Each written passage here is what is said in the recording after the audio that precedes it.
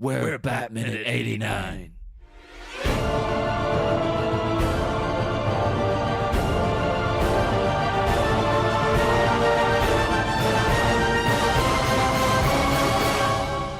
Hello and welcome once again to Batminute 89, the show that swoops from out of the shadows to save you from the gaseous boredom 3 days a week. And we also investigate Batman 1 minute at a time as well. I mean, you know the drill by now. I am one of your hosts, John Parker. I am the other host, Niall McGowan. Hello, Niall. Oh, John, how's it hanging? Not too bad, not too bad. Got my coffee, got my Batman. I'm happy. This is minute 97, and we are joined by a very special guest. We have comedian Zoë Tomalin. Hello. Hello. Hello. Thank you for joining us. I was just thinking, like, it's really odd considering like we're a podcast that's located in England. I think you might be the first English guest we've had on in about like 70 episodes or something. Wow. I don't think the last person we recorded with who lives in England, it was American. And then the only person before that was Beck Hill, but she's Australian. So I was trying to remember. I think like the last British person who lived in England we had on this show, who was local to us within the country, was like Kit way back during Bruce and Vicky's first date. Oh my God. God. Which is crazy to think about. Wow. This is an international brand. We're branching out. I'm actually, despite my very plummy English accent, I'm actually from the Isle of Arran in Scotland, so... Oh, you ruined it. That's it. Stop the show. It's wrecked. Yeah, I'm going to walk out right now. I'm going to walk out of my own living room. And we demand an apology. Thank you once again for joining us. And yes, this is minute 97. The minute starts with poisonous gas leaking all over the city streets, and it ends with the most terrifying baby of all time. Although babies are all pretty terrifying to me to some degree, I'll admit. Yeah. I was thinking like real babies aren't full of Smylex gas, but you are forced to make false smiles around them all the time as an adult. Yes. So I identified quite a lot with this minute. People do that to me at work. They bring their baby into work and bring it up to you to look at it, and you're like, that's nice, yeah. I don't know what you're supposed to do. You're supposed to be like, oh yeah, I don't want to hold it. No, I have the feeling with babies, like, honestly, I'd rather hold an angry bear, because at least a bear isn't full of human poo. Well, to be fair, a bear is full of bear poo, which I've not had to handle, but I would imagine it's probably worse. I don't know. I mean, I've got a cat, very different, admittedly, but its excrement is relatively inoffensive. So, bears may be fine. I'm going to bring some class to the podcast. Straight in with the poo chat. You'd be surprised how often it tanks this fast. So don't worry. And none of it's getting edited out. Right. So yes, minute 97. We're back here on the streets with Vicky and Knox now, as she notices that it is the Smylex gas that's spewing forth from the balloons. And it's proof now, I think, that the Joker is a marketing genius, because they know that it's Smylex. The Smylex brand has already caught the public imagination. Like, he should be trying to revamp failing businesses worldwide. Like, Vicky knows already. Smylex, yeah, it's in her head. Well, the Joker just knows, like, you add X to anything, makes it cool, so it just sticks in your head. You don't see X as, on things as often as you do the 25 other letters. So, like, oh, X is like, oh, Smile X, yeah. But then you get into that territory of video gamers. Back in the day, it was cool to put X's in your name, wasn't it? Well, it was back in the 90s when everything was extreme and stuff like extreme. That. Yeah. But I do love the rhythmic pattern here, though, of because Vicky goes like, "Oh, Smylex gas," and then I love Knox goes like, "Get in the car." She goes, "Oh," and then he goes, "Get in the car," and she goes, "Oh." And it's just like a real rhythmic pattern to what's happening. I mean, at its heart, this film is about a woman who panics in every situation. Yes. Vicky, yeah, she's a whole rhythmic device of different sounds of no and and oh God. What are your feelings on her, actually? Because when we started this movie, we always thought, oh, she's just a sort of stereotypical love interest character. She hasn't got much going on. But as we've gone through it minute by minute, we've really become kind of attached to her, and we like the character and we like the acting. We were quite surprised. She's won us over. There's something a bit weird, and I do think it's a bit of a Tim Burton thing. She actually looks very like, I can't remember the name of the main character in Edward Scissorhands. She has the same hair thing going on. And Tim Burton seems to like the kind of panicking damsel who's constantly brushing this huge amount of curly hair out of her face. I'm not sure how I feel about it from a feminist perspective. But yeah, I did. I actually rewatched the whole film yesterday because I hadn't seen it since I was very little. Yes. And I was trying to see something in her because I found her quite a frustrating character. Yeah, it doesn't surprise me, to be honest. Yeah, because on first appearances, that is what comes across. Yeah, she's just she's the damsel in distress, basically. But there's a bit more going on with her. She's interesting in quite a few scenes. Not so much here, because she is basically just running away. But so is Knox. I mean, is he though? Knox does something here anyway. But and you could a lot of people might interpret his sort of get in the car as been a bit sort of, you know, classic man telling the woman what to do. It's like, I'll get you to safety, honey, while I take care of business. So that, you know, it could be interpreted that way, potentially. I feel like her relationship to all of the guys in the film is everybody wants to have a romantic relationship with her in some context. Yeah, I suppose all three of the main male characters. Well, I say that, but Bruce, which I imagine annoys everyone in the world as well. As we've discussed, Bruce just constantly tries to get rid of her. He is terrible to her. It's a shame. But then, I mean, it's Albert who really wants to date her. It is, in a way, yeah. I think maybe Albert has the hots for her, but he's like, you know, the age thing's a bit weird, so I'll try and hook her up with my employer. What do you want to call their relationship? I don't really know. His charge? My employer / surrogate son. It's like that's Alfred's. That's his pattern throughout the years. It's like, I like to have, you know, my romantic interests be interested in someone else, so I can feel like I'm pursuing them in a more of a game-like manner. And then, you know, I've not got much else going on in my life now, so I'm gonna have to make sure that she's in the mansion all the time because this is all I got. This is all I got. So I better hook her up with Bruce Wayne.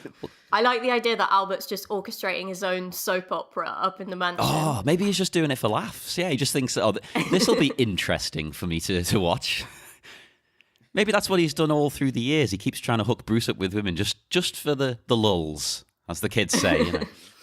Just speaking of, you know, you're talking about like Tim Burton's choices in terms of like this presentation of, you know, Vicky and then looking like Winona Ryder in Edward Scissorhands. There's a shot here as well that you can just tell, like, this guy falls down to the ground and he clutches a pile of money to his mouth and nose to block out the Smylex gas. And you just know it's like, this is supposed to mean something, isn't it, Tim? You're trying to make a statement with this, the guy in the street clutching money in a desperate bit, the money that he was ironically brought out to get, which has ended up leading to his own downfall, but he still has to cram it to his face to survive. Greed is good.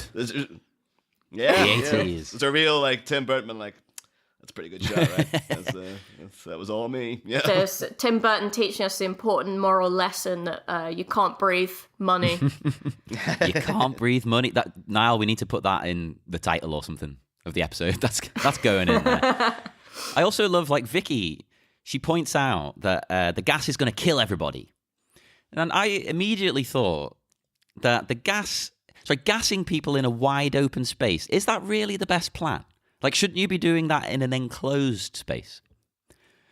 That seemed a bit strange to me. The city street gas, won't it just disperse? But then it seems in the world of Batman, it's working, because this guy, he's falling down trying to breathe money. It's not working.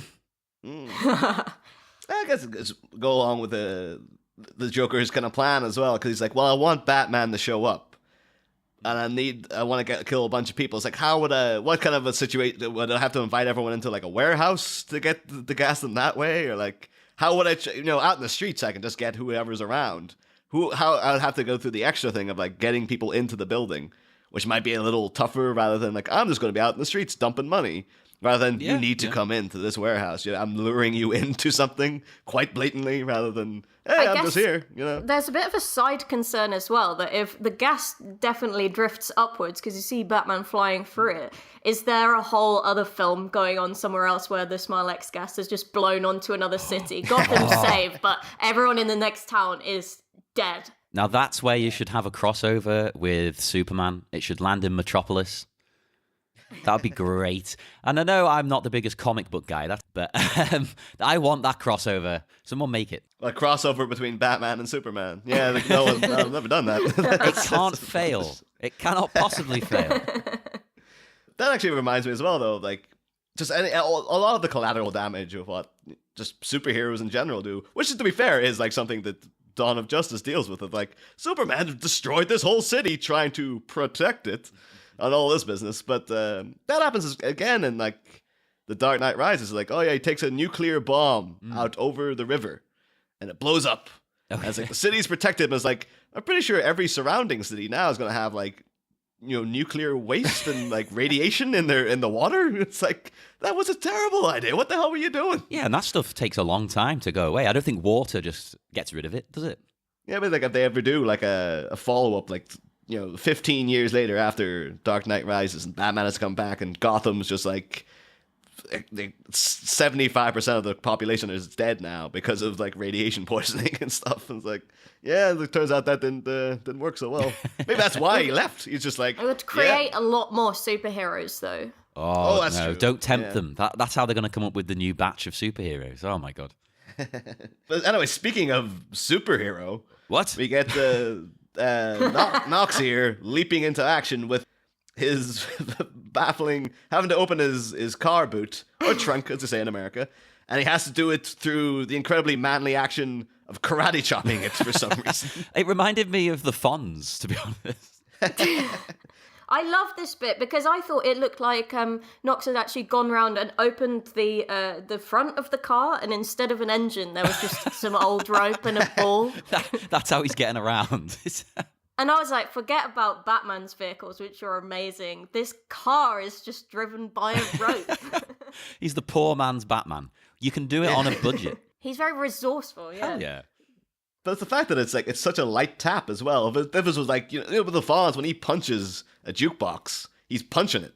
And like, this is like, I have to like bang open my car boot because it gets stuck. You'd expect him to give it a wallop, but it's a real polite, like, little dink.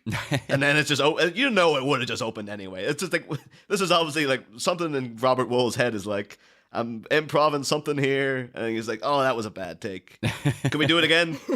No, we got that one. We're moving on. You can't do it again. You've got to just roll with it. Just see where the wave takes you, I felt like Danny Elfman was doing a lot of the legwork of making this sequence exciting as well, because the kind of swelling orchestral strings underneath the man opening the boot.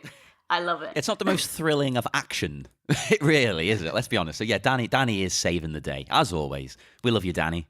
Look at the contents here we do have of Knox's boot. It does, yeah, it seems like a really dusty old baseball.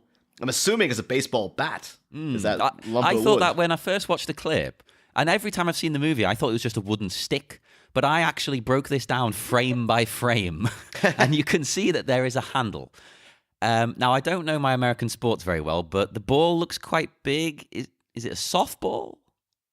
Because is that a different bat to a baseball bat? I just realized that it was like, even though we mentioned it earlier in the show, like there's no Americans here for like the first time in forever. Yeah, and we so it's haven't- kind of like, oh no, none of us know. Well, I actually had a question before as well about the money. Because remember in the earlier draft, the money was fake Joker money. Yeah. And I tried zooming in and everything. You couldn't really see. I wanted to know if it was still fake Joker money or American money, like real money. Because all American money looks kind of fake to my eyes. But that's the thing. If they did film with that Joker money and then they cut it out, it's like what went so drastically wrong that you had to cut that reveal?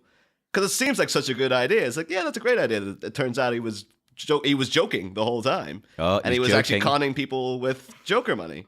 And it's like, what was the shot so badly done, or was it like a fault in the film where it's like, we can't fix this, we've got no time, we're just gonna have to cut that out? Like, I just genuinely want to know what actually happened there.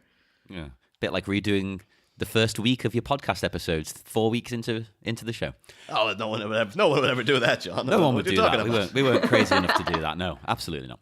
And I like as well, he gets that mask out of the boot, which I found a bit strange because now this type of mask wouldn't filter out poison gas, would it? Like, I'm not being picky, am I? Like that's a dust mask. That filters No, dust. that's for painting and decorating. That's not for avoiding toxic gas. Yeah, I'm pretty sure it wouldn't do a thing. I mean, Joker's goons have got special masks on with like filters on and whatnot. So I'm pretty sure. He should have just picked up some of the cash and rubbed that on his nose. Oh, that would have been genius. That could have been another good social commentary. Start sellotaping money to yourself. But that might be the other way around, I suppose. Greed is good in that case, I suppose, not in a satirical way. Oh, yes, only the wealthy are protected. That just makes me think of what's that zombie movie where the wealthy live in that giant tower? Land of the Dead. Oh yeah, one of the Yeah. with Dennis Hopper, is it? Or, Yeah, and he basically lives in Trump Tower, and they're all fine. But the poor people let the zombies in, and they kill all the rich. That's pretty good. I like. Yeah, the fact that like I think the contents of this boot though, it's alluding to other elements in Knox's life because presumably this was a mask he knew he had in there from maybe he was out helping his friends paint and decorate a house. And it's like, oh, the wider world of Knox, and then the fact it's like.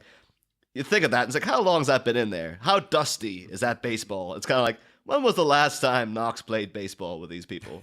Like, is this an indication that the guy has no life and he has no friends? I was surprised is that a toolbox on the left as well? Because he doesn't seem like a very masculine guy, not a manly man with a toolbox. I mean, I haven't got a toolbox. No. I mean, I'm far more nerdy than Knox, but he doesn't seem like the DIY kind of sort.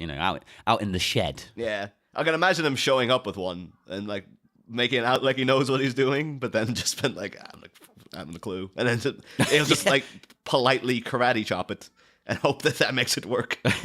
That's me at home whenever I'm asked to do anything.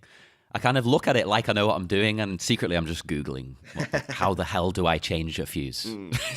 Yeah, YouTube tutorial, changing a fuse. Oh. But Knox, he's doing his best to change here, finally, after being a constant pest to Vicky, which, let's be honest, he has been a real nuisance. He's been a thorn in her side. So he leaps into action. He tries to save the day. Yeah. And this is possibly my favourite Knox moment because he goes in like all guns blazing or all sticks blazing. He's like a madman. But that's the thing, is like, what is his plan here? Because in like the final draft of the script, it's supposed to be that they have him go up onto the float and he disconnects the balloon. So it starts floating away. So that's like, oh, I get that. This is like, yeah, he's beating some guys. Like a pinata. And then one of them starts floating up. He literally doesn't hit them. No, he doesn't even make much of an attempt. He kind of just waves the stick in their general direction. I mean, you're right that he's kind of rubbish masculinity in that he can't even. He's got all this sports equipment, but his swing definitely tells us he has never held this bat before.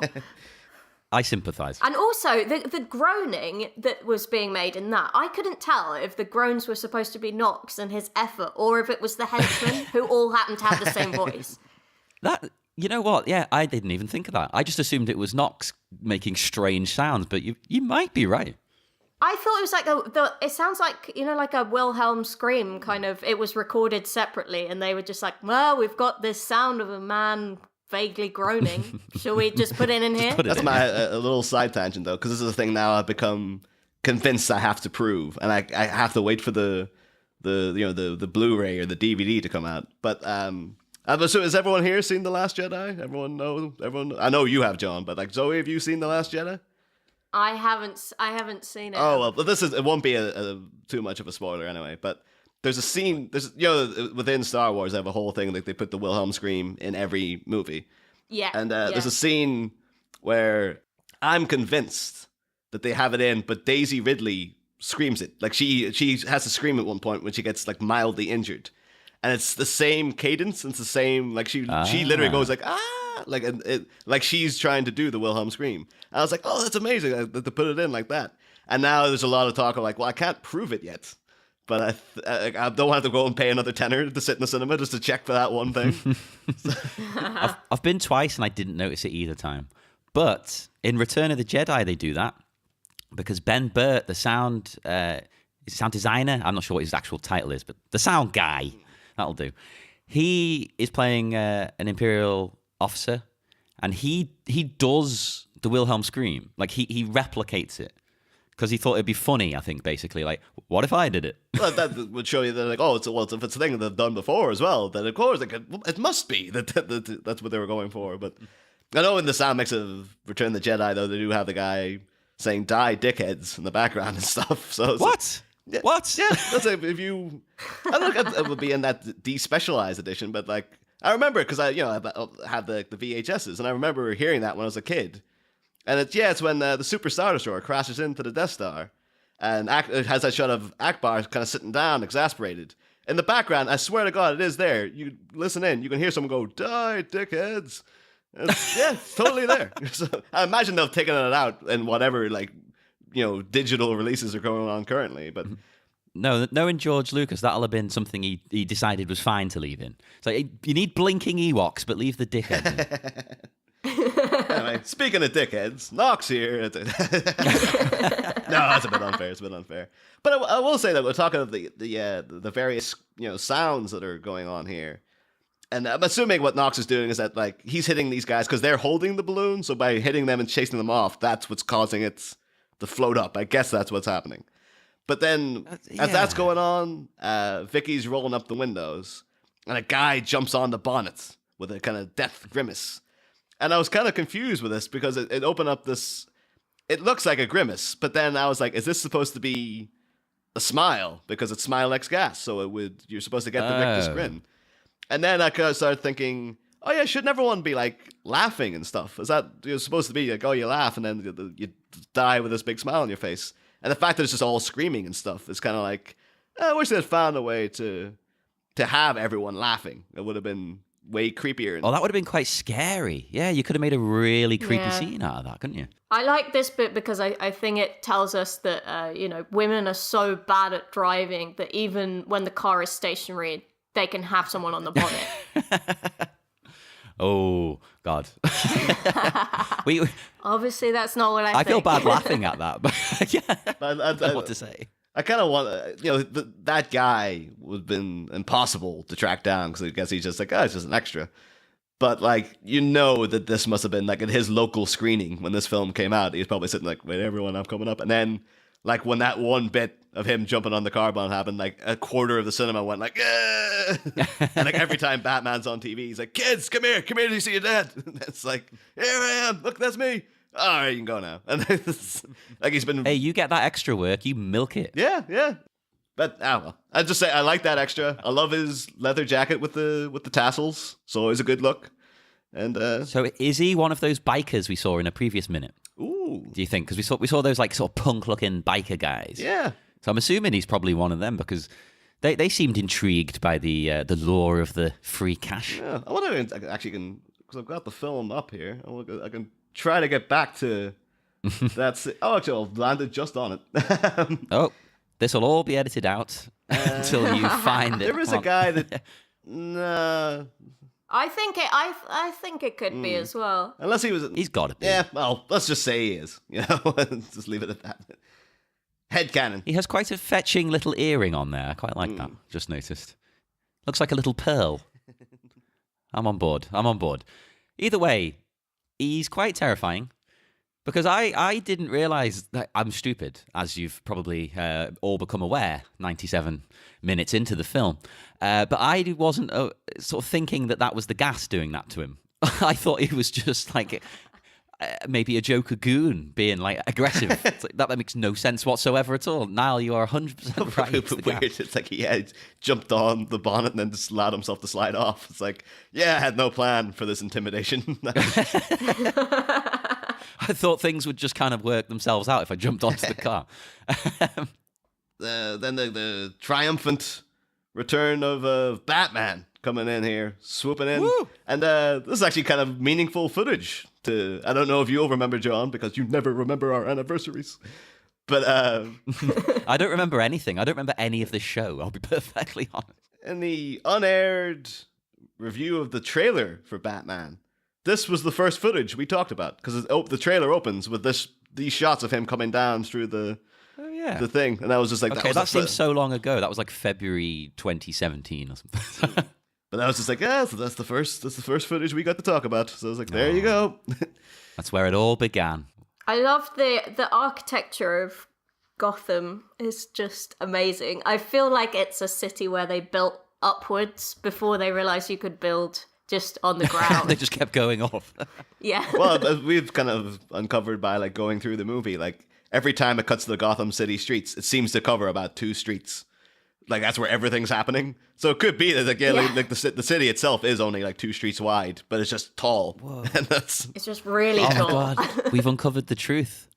Because every scene is like in this like square basically. Well, it's not exactly a square, but this area of the city. Because didn't we a few minutes ago just notice that the theater is near the city hall, which is near every other thing you've seen except for the chemical plant.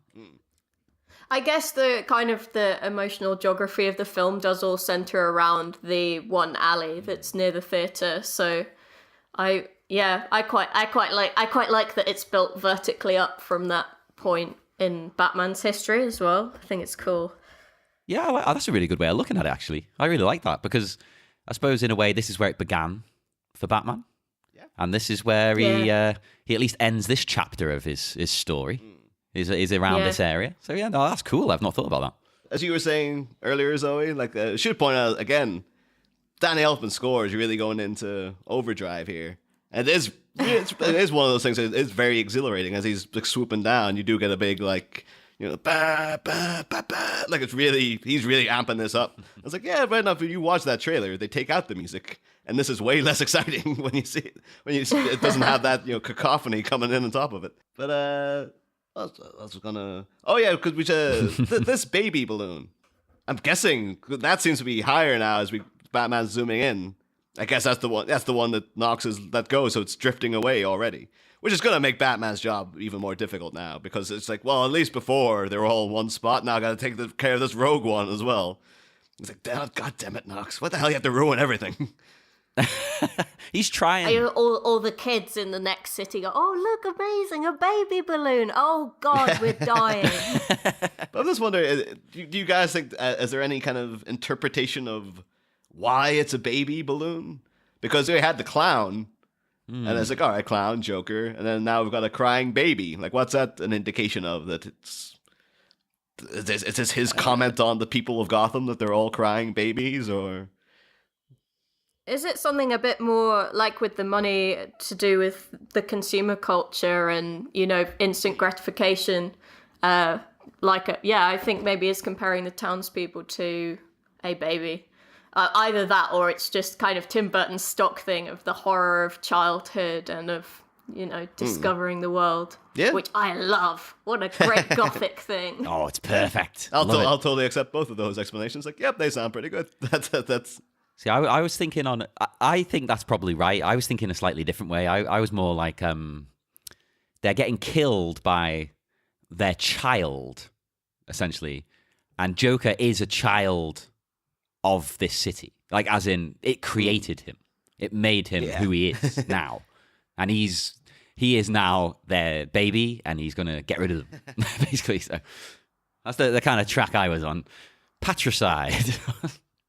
I think that works really well. I think there's a lot of imagery about Gotham giving birth to Batman and the Joker, because as we're talking about that alley being the emotional center of it, kind of everything is emanating out from that point. So without getting too Freudian about it, I guess the baby got birthed out of that alley. Oh God, no! That again, we are uncovering so much. Burton, we're on to all your secrets. I thought I should bring up as well, because one of those things, like, this was a note I had for the last few minutes, and I can't remember if I did bring it up or not. I think I left it, but because this is, people can't tell, but this is a few weeks since me and John have last recorded. And now it's just like, it seems like I was like 5 years ago when we did those last few episodes, when you don't... I know, I'm out of practice here. Yeah, but I should note that the balloons seem to have been designed by both Tim Burton himself and a guy called Michael White, who should not be confused with Michael J. White, who would go on to play Gamble in The Dark Knight. And of course, it is Black Dynamite as well in the hit film Black Dynamite. And if people haven't seen Black Dynamite, you really should, because it's friggin' amazing. So that's our recommendation for this episode. Yeah. Michael White also worked through various jobs on a bunch of Bond movies, as a lot of the Batman people do. He was on From Russia with Love, Goldfinger, Thunderball. Other things he's worked on include Supergirl, Who Framed Roger Rabbit, classic, and High Spirits with Steve Guttenberg. So, whoa, okay. Can't all be winners, I guess. Are you insulting Steve Guttenberg? I think we've insulted... Feel free to insult Steve Guttenberg, yeah? I think from editing the other day, I think we've insulted Steve Guttenberg on the podcast already. Sorry, Steve. Come on and defend yourself. I think you mentioned it a second ago, Niall, but I just wanted to point out again, because I didn't get to say what I was going to say. The shot of the Batwing, as it's going to swoop down, it's clearly a model shot, like in front of that building. It looks really fake, but I also love how it looks, because it looks kind of like a castle, like Dracula would live in this thing. It looks ridiculous, and perfect for a Tim Burton world. Absolutely perfect. There is something a bit old Lou Rawls, Blue Peter about the model set, which I love as well. And even sort of Batman's costume as well. There's something a bit papier-mâché about it, but not in a crap way. It's kind of that classic Tim Burton Imaginarium kind of feel to it. Yeah, we thought that as well. Like the cowl especially, it looks very like homemade. Like you can see all the little... It's like bobbly and it's not quite smooth. It's not neat. Yeah. It doesn't look like it's been cast. It looks like somebody's like molded it by hand, which I really like. And that fits this character because, as we've said in previous minutes, this Batman, you don't know what he does. Like, you don't know what his business does. Like, I know in The Dark Knight and stuff, he makes weapons and things, so it makes sense he might have this technology. This Batman just sits around the house when he's not being Batman. He's full-time in Alfred's soap opera. Yeah. That's his real job. Batman's his side gig. It's like Alfred's just trying to do other little plot lines as well. Like, I found a letter from your long-lost brother, sir. It's like, I don't have a brother, Alfred. Oh, apparently you do. It's just like, this guy's handwriting's a lot like your handwriting, Alfred. Coincidence, sir. But we get as well in this shot. I'm going to start ranking these in the next movie. We get one of my favorite Michael Keaton pouts as he's flying. He's playing up to this, isn't he? That pout, that's not natural. Or is it the mask and cowl kind of shoving his face? I don't know. That's one hell of a pout. I'm on board with this. That's like like another shot of the baby, and then that's kind of it for this minute, really, in terms of actual action.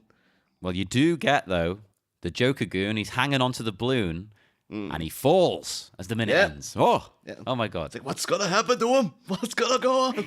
I like the idea as well that Joker, he might have known something like that would happen. Something might happen. It might end up flying off. Doesn't matter to him. He can lose a few goons. It's irrelevant. Oh, I have no utmost confidence that the Joker cares not one bit for the well-being of any of these goons. Like, if you think about it, he really hasn't thought through the Smylex gas, because the Smylex gas is in the balloons, right? Which means that it's lighter than air. Yeah. And then he's starting releasing it as well, and the balloons are drifting off. So actually, would any of the gas really come down to ground level at all? Yeah, it'll just keep going. Or it would all just disappear. I mean, I'm no scientist, but yeah, that sounds right to me. It would just keep rising.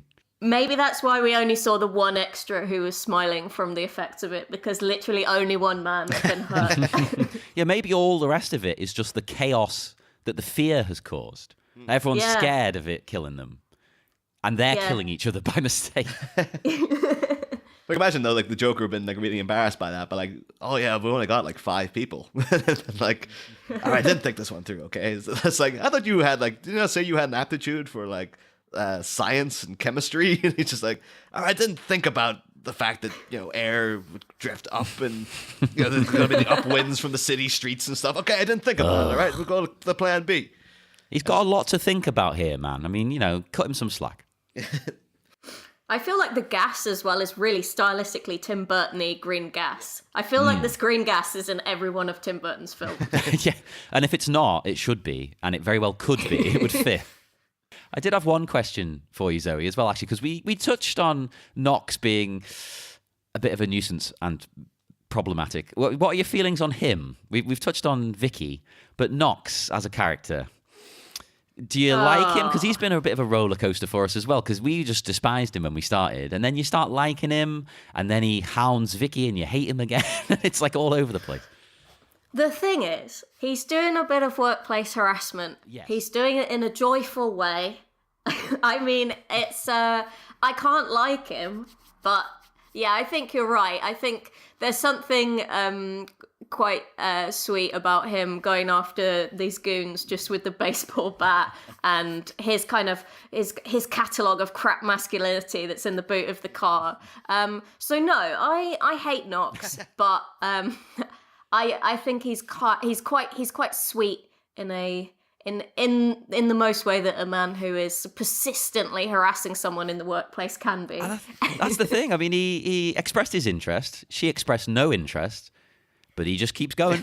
He doesn't give up. He keeps trying. It's worrying. He needs to just take the hint. He's exactly the kind of guy who would complain, though, about the friend zone. He's a real nice guy. He's, yeah. I deserve it. Get in the car and also be my girlfriend. The other thing is, like, she seems to be a pretty sorted photojournalist, right? But we don't see that much evidence of him being a very good journo. No. I feel like he's professionally tagging along as well. Well, we get this sort of the up and down of Knox, because we way early on in the movie, when he's first introduced in the newsroom, like when you get into the Gotham Globe, they're making fun of him for this Batman thing. So you get the indication of like, oh yeah, he's lowest of the low, some crazy reporter who's chasing a story that doesn't exist and everyone makes fun of him. But then, like a scene later, you see the front page of the paper, and the main headline is written by Knox. So it's like, oh, so he is a successful journalist then. It's like, if you're getting for the front page, they're not putting your story on the front page to take the piss out of you. Yeah, so it is kind of hard. I don't know, maybe it's a very complex joke, a very complex and expensive joke on the part of the newsroom. Exceptionally expensive. The whole newspaper is just a ruse to make fun of Knox. Or it started out as a real paper, but they're willing to tank it just for the gag. Yeah. Batman's in on it as well. It's him and her. Oh, that's a side comic I want someone to write. That's just like an idea though of like that's part of what Wayne Enterprises does. Is like, oh, we finance the Gotham Globe. It's like, isn't that paper that nobody reads? Yeah, but we keep it open because everyone likes like taking the piss out of that one journalist who's there. So yeah, I fund that. I mean, as far as things that Bruce Wayne will waste money on, that is definitely one of them. Yeah. He's got so much stuff which is extraneous to his, the essential work of Batman. Of course he's going to have a sidebar on making fun of somebody in newspaper. Actually, that brings up an interesting point. Like, why does Bruce Wayne not buy the paper to suppress the Batman stories? I think no, he wants word of Batman out though, because he's like he was the one at the beginning going like but they're trying to uncover who Batman is. I think that he's just confident. It's like, oh, they're never gonna figure out who I am. I'm too smart for them. And then the rest. You think he's just he wants the story spreading, but he thinks he's smart enough to string them along. Oh yeah, he's totally just like, yeah, they're never gonna catch me. So yeah, I mean you have to have that confidence to just go out and be Batman in the first place. It's like, yeah, I've got to believe that I'm good enough to keep this going without anyone finding out who I am. So, and plus he is actively going around going, tell all your friends about me and stuff. So it's like, yeah. But I'm on board with that. But yeah, that does it for my notes for this minute anyway. Yeah. The thing is, it's like this is a really good week, but it's like, oh, there's so much to talk about the next minute and the third minute, but then the end of this week, spoilers, ends in probably the most devastating emotional blow that this film has yet delivered to us. So I'm kind of getting all the fun stuff out of the way first. Oh, well, we will leave you with that cliffhanger, so to speak. We will depart into the dark, dark night. Before we do go, though, Zoe, where can our listeners find you and your work online if you have anything you'd like to promote? Well, I am on Twitter like every terrible person in the world. My Twitter is at Zoë Tomalin. I'm sure it will be in text form somewhere associated with this podcast. And if you go on there, I'm doing some gigs and stuff coming up, and you can check them out there. Hey, cool. Yeah, do check it out because it's all good. I saw you in Edinburgh a few years ago. That's how I found you, and it was great. Loved it. A few years ago. Well, it was. Which show did you see? I say a few. It's like 2. It was the one in space. I can't remember the full title. Good. It was one of the good shows. well, it was good. Yes, I have nothing to compare it to, though. It could have been one of your worst shows, but it was great. But do check Zoe out. It's all fantastic work. And check us out. We are available on Twitter as well, like all terrible people. We are at Batminute89.